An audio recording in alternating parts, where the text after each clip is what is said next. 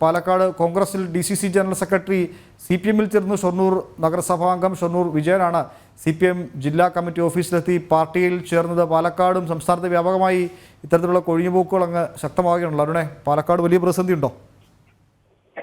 Umesh, CPM ജില്ലാ committee ഓഫീസിൽ നേരിട്ടെത്തിയാണ് ഇന്നിപ്പോൾ ഈ പാലക്കാട് DCC ജനറൽ സെക്രട്ടറിയും ഷൊർണൂർ നഗരസഭാംഗവുമായ ഷൊർണൂർ വിജയൻ CPM-ൽ ചേർന്നത്. ജില്ലാ സെക്രട്ടറി EN സുരേഷ് ബാബുവിന്റെ നേതൃത്വത്തിൽ വിജയനെ സ്വീകരിക്കുകയും ചെയ്തു.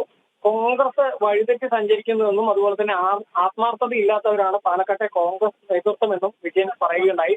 ഓരോ നേതാവിനും ഓരോ ഗ്രൂപ്പാണ്. CPM-മായി താൻ അങ്ങോട്ട് ബന്ധപ്പെടുകയായിരുന്നു. തനിക്കൊപ്പം നിൽക്കുന്ന നിരവധി ആളുകൾ പാർട്ടി വിടുമെന്നും ആത്മാഭിമാനമുള്ളവർക്ക് കോൺഗ്രസിൽ നിലനിൽക്കാൻ പറ്റില്ല എന്നുമാണ് വിജയൻ CPM-ന്റെ മെമ്പർഷിപ്പ് ചെയ്തതിനു ശേഷം പറഞ്ഞത്. ഏതായാലും ഈ നേരത്തെ ഉമേഷ് പറഞ്ഞതുപോലെ തന്നെ നേരത്തെ കോൺഗ്രസിന്റെ മുൻ നേതാവ് AB ഗോപിനാഥ് CPM-ൽ ചേർന്നിരുന്നു.